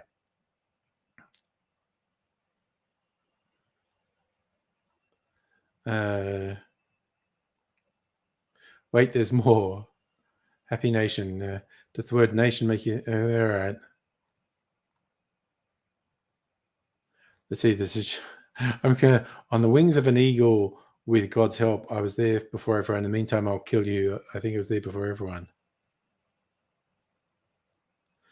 Okay, the song with a mishmash of Latin and Hebrew that you can't be certain what they were trying to say.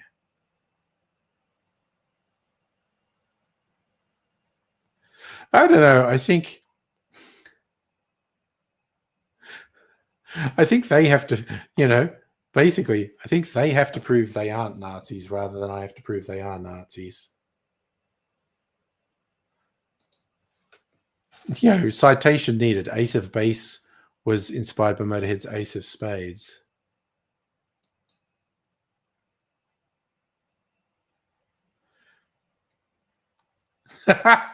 Sorry, I also love Ace of Spades being used in the Yo. If you like to gamble too, man, you win some, lose some, all the same to me. Hello, Dr. Abigail. Does Wikipedia have references for that?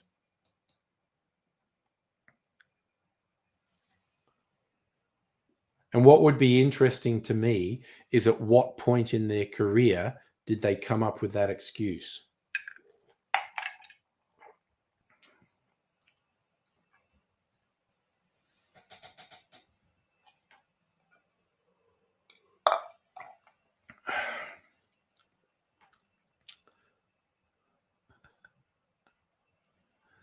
Yeah, I may be crazy, but I'm just not very forgiving of someone who was in a Nazi band.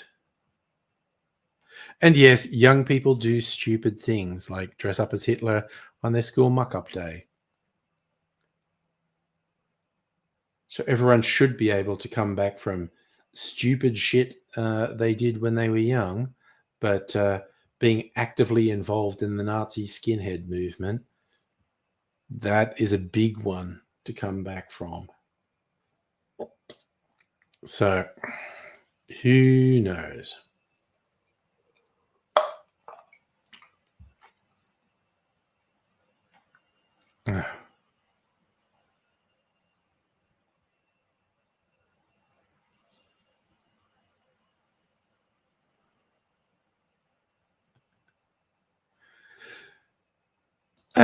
No, I think some interesting questions were raised by the article I was reading from before. And questionable lyrics and the name of the band and all those things. So,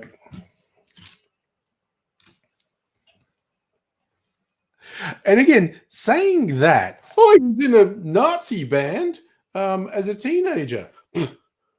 What are the chances are he still has Nazi sympathies?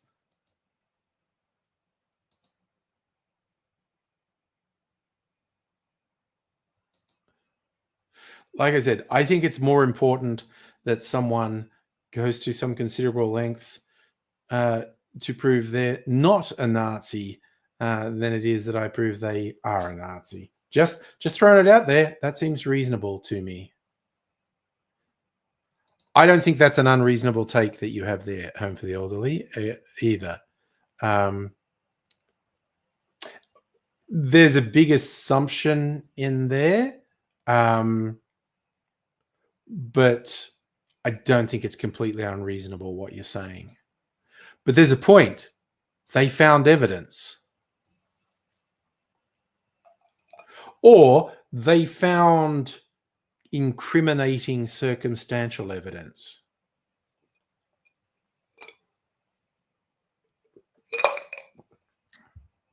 When you're 14, you believe stones could heal chakras. Not a particularly destructive ideology. And again, being in a Nazi skinhead band is not a mild teenage thing. It's fucking extreme.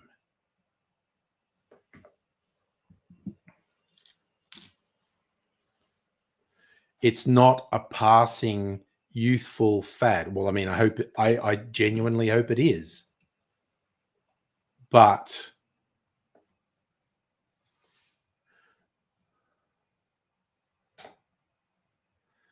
no, he was unquestionably in a neo-Nazi skinhead band. And lots of Nazi lyrics and Nazi imagery in their stuff.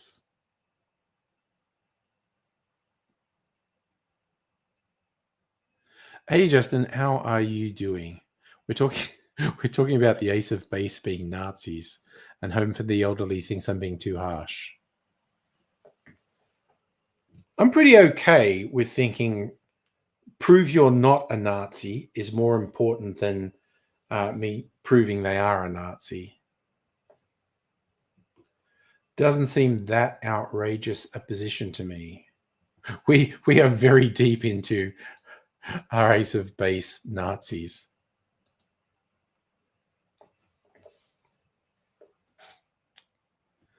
No. When they were around, the overwhelming majority of the world didn't know about any Nazi connection with them.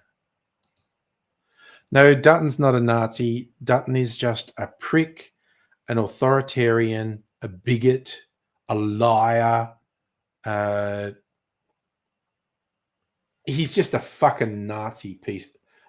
Sorry, nasty. I think I actually said Nazi then. He's a nasty piece of work. I genuinely try to avoid that. Everyone I don't like is a Nazi. It's like, no, you actually have to adhere to these far right things. Dutton is just a prick. He is a bigot. He's a shameless opportunist. He is an absolute piece of shit. Person you're willing to forgive. Yeah, but also I'm very much into wanting to think people can grow.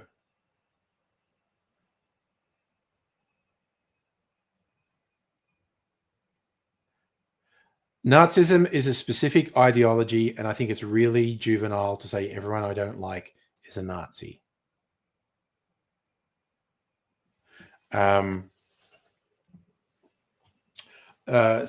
Dutton is a thug, a bully, a sociopath. I shouldn't say sociopath. That's pathologizing him. But with someone like Dutton, it's impossible to know how much ideology drives them and how much they're just a shameless opportunist. He's a piece of shit. It still cracks me up, that feature from years ago where the conservative, or the Australian or someone, conservative media outlet, trying to humanize Dutton, with a quote from his wife in the headline, he's not a monster. It's like, yeah. Lots of people who aren't monsters need someone to go public and say, he's not a monster. Fucking is a monster. And just all I'm saying is calling people Nazis because you don't like them is childish. No, Nazism is a specific ideology. Trump is much closer to being a Nazi, although I don't think he is. I think, again, he's just a shameless opportunist. He's absolutely a bigot and a racist. There's undeniable evidence for that. He definitely, I don't think it's a stretch to say Trump is inspired, like really deeply inspired by Nazi propaganda. And Dutton is trying to do an echo of Trumpiness. So what's that? I'm not. I don't even get the references there.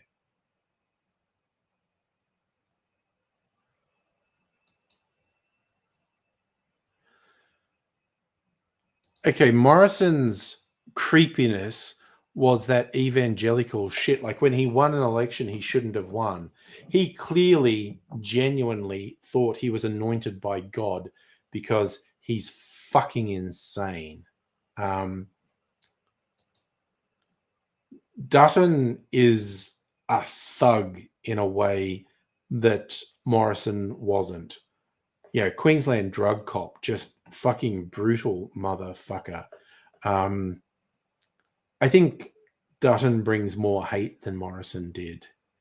But Morrison had this horrible, creepy evangelical shit, which I think is inherently dangerous. You're spatting your drink.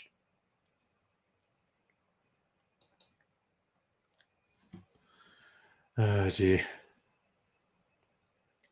Oh, now sorry, the typo got you. The Divinyls remix, Proud Boys are back in town. Damn. Ugh. Jesus. So you're joking about racist songs. Divinyls did all the Proud Boys in town. I was always driving home. All the Proud Boys in town.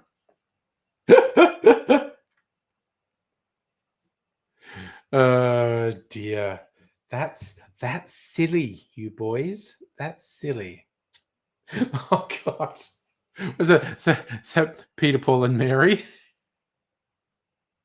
Man, they got upset when Pauline Hanson used their song "We Are Australian," and they also pointed out the song's a celebration of multiculturalism and immigrants. And why is Hanson so stupid? Oh, that's what you're thinking. They don't think of an alpha. Yeah, no, of course.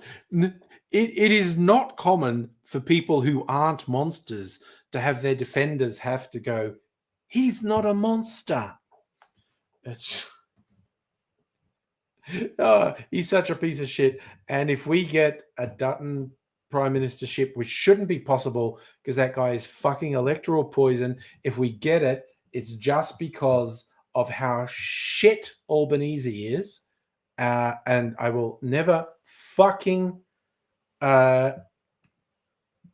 forgive Albanese and the Labour Party if they give us Dutton government, because it won't be Dutton winning an election. It will be Albanese and Labour losing, and fuck them if that happens. Well, I mean, Hanson's just a tiny little tin pot racist piece of shit. Hanson is dangerous in that she validates blatant racism. Dutton's dangerous in that he might run the country.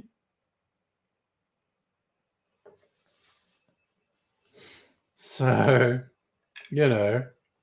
what definition of worse are we using? Is Hanson more racist than Dutton? Yes, she is. Does she lean more on racism as a political tool than Dutton? Yes, she does.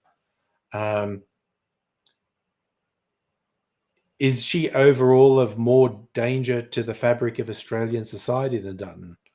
I don't think so, because she has extremely limited power, where Dutton is in the position to potentially have the ultimate power in Australian politics. So, depends what your definition of worse is. Is she a worse person than Dutton? Just in terms of being a person, and does she suck more than Dutton sucks? Yeah, I think she does. I think she's actually a worse person than Dutton. And that's saying something, because I really think Dutton is a steaming pile of shit. Just a really fucked human. And so to, confidently say someone is a worse person than Dutton is a pretty fucking savage indictment of that person. Well, clearly, Safa, Australian politics doesn't preclude people with a criminal record for running for parliament. There is an open question as to whether her incarceration, what was it for? It was for electoral fraud. I'm not an expert on the laws and those things, but there is an open question of, was her conviction and imprisonment legitimate? I don't know, because I'm not an expert on the laws under which she was convicted. Like, she wasn't convicted for being a horrible racist piece of shit. It was about campaign finance, as far as I understand. Is that a fact? Constitution says you have to be sentenced to a year or more. So does that mean she was sentenced to less than a year? Because again, I care so fucking little about Pauline Hanson. I don't know the details of her conviction or incarceration, beyond knowing she was in fact convicted of something and she was in fact incarcerated. And there was this brief thing where she's like, she identified with the other women who were in the prison and thought, oh, you know, the criminal justice system is thing. You want to post the section on Discord? Yeah, and again, you know, and you might also get what Hanson was sentenced to. I don't know. But whatever she does, her politics is so hateful and divisive, and she attracts such gross, hateful people, it always falls apart. And that's the thing with the fringe cult of personality politics. It's so volatile. It's almost predestined to fall apart because it keeps happening. So, yeah. What are we going to say? It is what it is.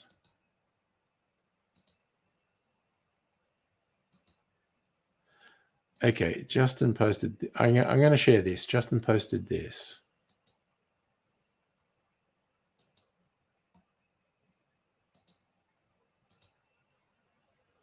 Okay, so you're going to see that? I'm going to read that.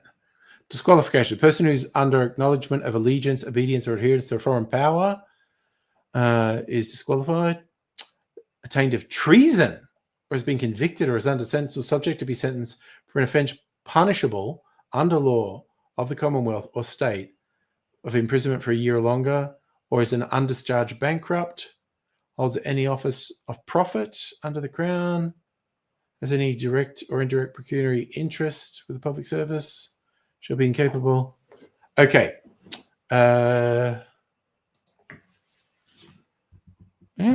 Pauline Hanson, prison sentence. Says she got sentenced to 3 years.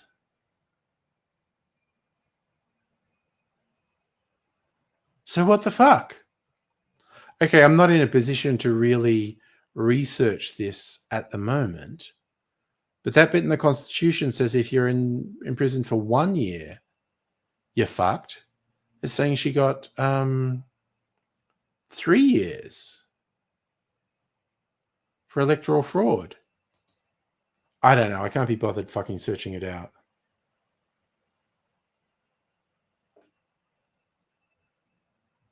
Is Bob Katter better than Pauline Hanson? Yes, in as much as I believe Bob Katter has a level of personal integrity that doesn't necessarily make sense to anyone else, but he believes he is serving his constituency, whereas I believe Pauline Hanson is a completely cynical and amoral exploiter of the system. Also, Bob Katter, very mentally unstable, honestly. Yeah, I don't have the time to research it at the moment, Justin, why Pauline Hanson was still eligible. You think she got a full pardon, conviction expunged? That would require a bit more research to get the answer to that, but you might be right, Heine. Sorry, all-time favorite classic. What? What are you guys doing? I don't know what you guys are doing. My God, what on earth are you rowdy boys up to? Nothing but trouble. Perriers. Something about Western Australia. That's what I'm going with. You rowdy boys in Western Australia. I don't know what you're up to, but just like no good. You're up to some no good. That's what I'm going to say. Okay, so I didn't do the Infinity Rum mix tonight. I might do that on Thursday night or Friday night. We'll see. Because I think that's something I want to do. Clear up a bit of space on my rum shelf. So empty bottles that are close to empty. And put it in the barrel for a while. Also, I found some more weird bottles of wine that I can use to season my barrels. Some sherries. I might do a sherry. Is WA the Cowboys? Well, I've raised and home for the elderly or anything to go by. Yes. Yes, it is. Got to be the best-selling albums in 2025 in Queensland. Maybe. Could be. All right, I'm going to put a splash of... Well, look, I've almost used up. This is my liqueur. It's almost gone. Probably make another batch this week. It's a mix of whiskey, brandy, and rum with my sugar syrup.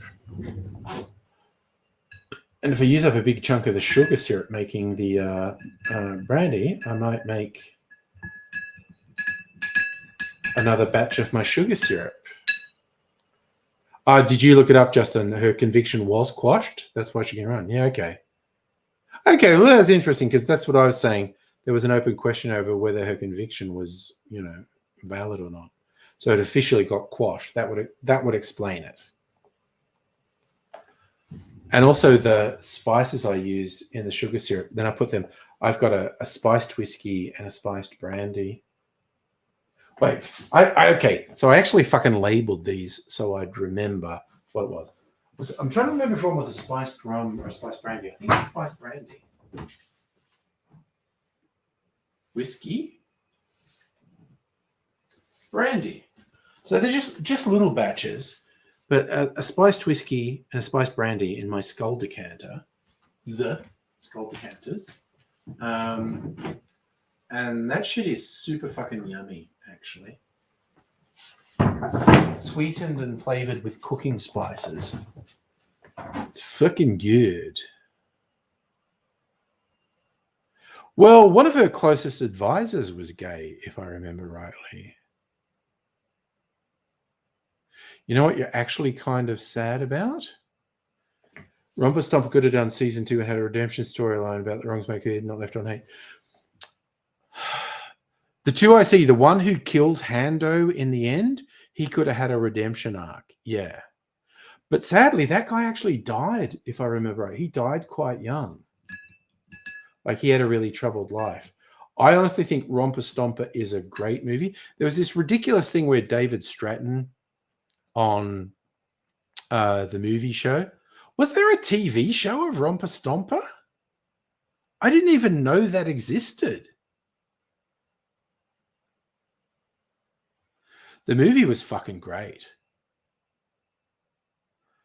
So I'm talking about the movie. David Stratton from the movie show refused to review it because it's like, because it didn't have someone standing with a megaphone going, Nazis are bad, Nazis are bad.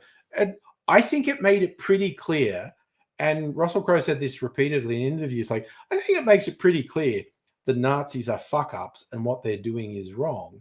And it all goes tits up for them because they're such fuckheads.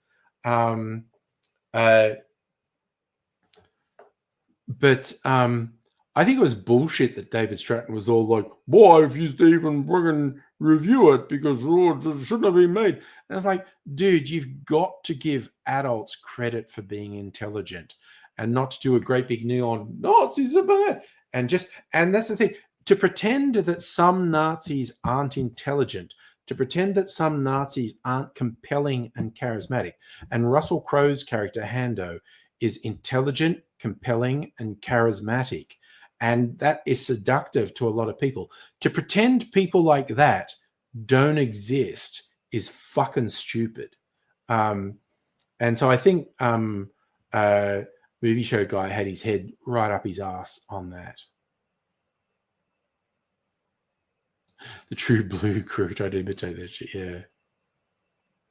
It is interesting, Justin. I agree that Hansen can be bigoted in racism to her core, yet be completely okay with having her closest advisor being gay. That is genuinely interesting. Raise, most of the leadership Nazis are intelligent, capable of doing amazing things. Yes, and that's the thing. Pretending, you definitely get a lot of people on the far right who are thick as shit. But pretending that the people leading the movements can't be intelligent, charismatic, compelling is frankly quite stupid. And yeah, they're really good at manipulation. And they're good at getting stupid people to be their foot soldiers. But yeah, I think what's his name on the Movie Show? He's all reviews to review it. It's like, fuck off. And it's the same as there was a doco called Blood in the Face. Errol, what's his name? Let me look that up.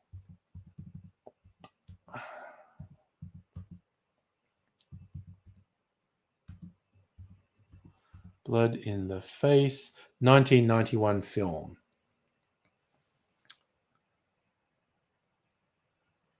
Inspired by the work of investigative journalist James Ridgway, filmmakers Anne Boleyn and Kevin Rafferty examined philosophies and goals of white supremacist groups from the Klan to the American Nazi Party, and shot primarily at neo-Nazi gathering in Michigan.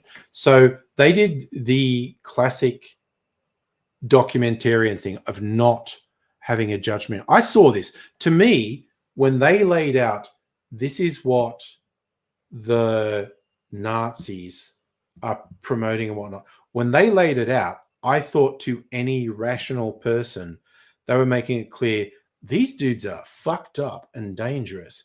And if I remember rightly, the film ends with the guy from the Nazi Party who was completely convinced that he was convincing these documentarians of their ideology. He says something like, but, haven't I changed your mind? It closes with him saying something like, haven't I changed your mind? Haven't I swayed you with his arguments? And I believe the way the film's laid out, he categorically didn't convince them. But I remember people condemning that, like, oh, you should have stood up and said, Nazis are bad. I think, you know what? I think they did. There's just like, it's like give the Nazis enough rope. It's like, but someone who was predisposed to liking a Nazi message might love seeing all the Nazis talking, but it's just like, Jesus Christ. You never liked David. I never fucking liked Margaret. David's a pompous git. Margaret was a self-serving fucking egotist. But, okay, I will throw in, they were capable of doing good reviews. You know what turned me off Margaret? Her use of catchphrases, and she would use them more than once. And I was going like, okay, you're not even saying anything sensible. You have a phrase, and the one that got me was like, why was this movie made? It's like, shut the fuck up. You think that's an intelligent thing to say, but it's actually an incredibly fatuous thing to say. When a movie is made by a commercial studio, it's made to make money. Full fucking stop. They might have artistic goals. They might have higher-minded ideals. But the answer to why was this movie made? It was fucking made because someone thought they were going to make money of it, okay? Anyways, why do we need to say Nazis bad? That's what I mean. I feel that's how Romper Stomper laid it out. Like, these guys are fucked. I feel like this is how this doco laid it out. If you lay it out, these guys are fucked. Yeah, Jeffrey Wright. Oof. Like Romper Stomper, awesome movie. And he did have a ton of passion, but I think he had this artist thing of fucking going insane because of his artistic vision. And I think he took the David Stratton thing way too personally. Like he tried to pick a fight with him at an awards night, I think.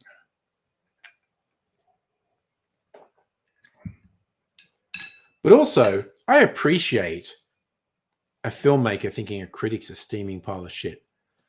Maybe I'll rewatch Metal Skin at some point, but I was so fucking disappointed by that. I saw it when it was a new film, and I think I saw it on video, not in the cinema. It had the classic failing of Australian art house films to me, not properly resolving the story and just doing some weird fucking arty shit. Trivia, it was going to be called Speed. The wreckers in that film was called Speed, but before they finished the film, the Keanu Reeves film Speed came out. So they changed the name to Metal Skin. Trivia. Ray's opening scene, attacking violence. Yeah, no, they are cunts. And they beat up a boy and girl, and there's way more of them. And that scene is terrifying. Yeah, who watches that and goes, I guess this is the good guys? The ending, fucking, and so many Australian films, the ending is fucking shit because someone's got their head up their ass. Yeah, maybe I need to rewatch it. Like, and again, things I talked about more than once on the streams. A film called Noise. It was a cop who has tinnitus, and I identify with him because I have tinnitus. And in fact, the tinnitus sounds in the movie are so realistic, they fucking trigger. I'm not joking, they fucking trigger me. And I'm like, oh, it's like a bad tinnitus attack. And they don't fucking finish it. The movie overall is really good, and it's building to a climax that never happens. And I was like, I wanted to punch the fuck out of the filmmakers for the ending of that. Jesus. Yeah, they made monster noises. Yeah. It's like anyone who watches Romper Stomper and thinks it isn't condemning the Nazis is a fucking weirdo. Yeah, no, Noise, Aussie film. Yes, set in Melbourne. Really good right up to the fucking end.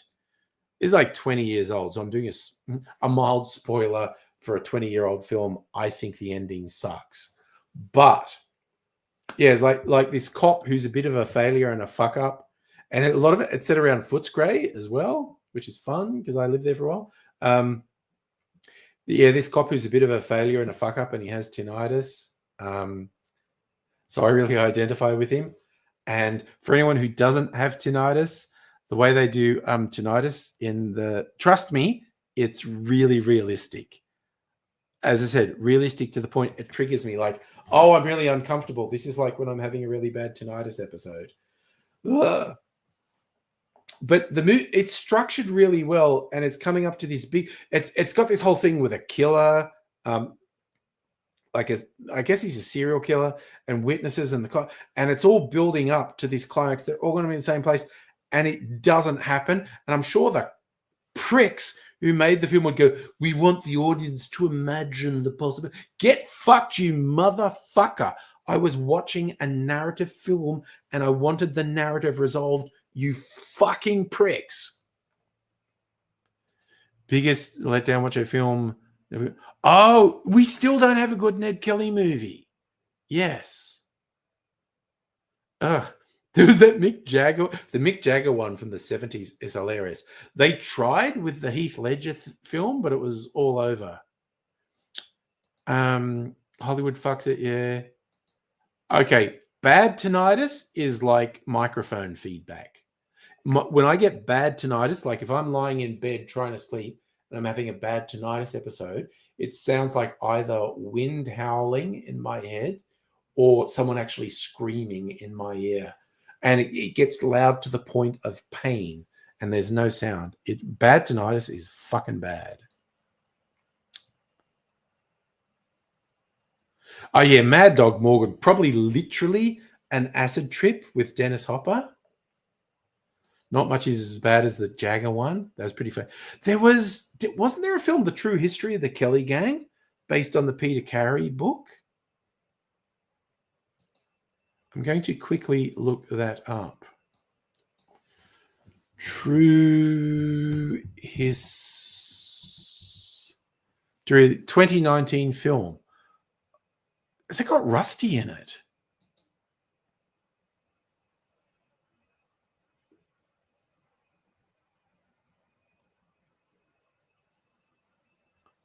Rusty's in The True History of the Kelly Gang.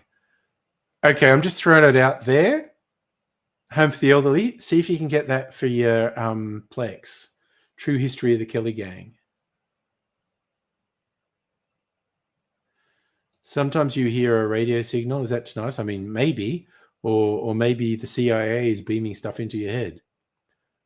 Oh, The Last Outlaw. Is that a TV series? That sounds familiar. I mean, again, because Australia had so many mental bushranger gangs. Ben Hall and his gang, the Kelly Gang, the Ribbon Gang. There were, I think there were dozens. Let me look that up. I have this feeling there might have been hundreds of members. Ribbon Gang. Okay, why are you fucking... What the fuck? Ribbon Gang. Bushrangers. Okay. And there's a Ribbon Gang Lane in Bathurst where I went to college. The Bathurst Rebellion. Okay, let's go. Outbreak of bushranging near Bathurst. We have Ribbon Gang Lane in Bathurst. Group of escaped convicts who ransacked villages and had shootouts over the course of 3 weeks. Led by 25-year-old English-born convict Ralph Entwistle, the group numbered up to 80 men at its peak, making the largest convict uprising in New South Wales history since the Castle Hill Rebellion of 1804. Began known as Ribbon Gang because Entwistle wore a profusion of white streamers about his head. So yeah, the Ribbon Gang was really big. It was up to 80 convicts just fucking going to town. Captain Moonlight, awesome name for a bushranger as well. Oh, Craven the Hunter. Does that suck as much as people say it does? We're in the golden age of big budget suckhole fucking movies, honestly. Yes, I do. I definitely do. I know if you want to put... Because I want to see the movie, 2019 movie, True History of the Kelly Gang. Cowboys weren't necessarily criminals. Bushrangers are by definition criminals. Captain Moonlight, gay bushranger. Very gay name, and I mean that in a positive way. You found it. Okay. So if we're able to get True History of the Kelly Gang, I am quite keen to see it. Okay, it is on Stan. Okay, which is one I don't subscribe to. That's why I've never seen it. Okay. Yeah. Okay, you reckon it was pretty terrible. Even if it's terrible, I kind of want to see it. Just so I know exactly how terrible it was. It's kind of like, yeah, the Heath Ledger, Ned Kelly was... It had some good stuff in it, but was ultimately disappointing. But even there should be one about like the fucking Eureka Stockade Rebellion. As much as that was a failure, at least people stood up and said, fuck the police. There were definitely bushrangers around Dubbo because there were people getting hanged in the Dubbo jail. So they're saying you think it was rushed. Okay. Oh, okay. Yeah, I got The Rookie on Netflix. Haven't convinced Mrs. Angry to give it a go yet. I find the concept of The Rookie and the lead is good.